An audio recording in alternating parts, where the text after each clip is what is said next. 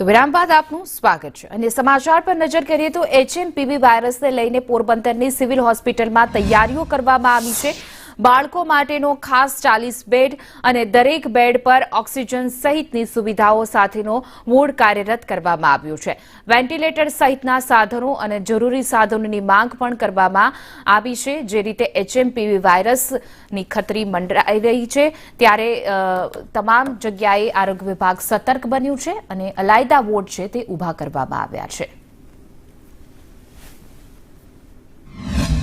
આ વાયરસ માત્ર એવો વાયરસ છે જેમાં આઇસોલેશન વોર્ડની જરૂર રહે।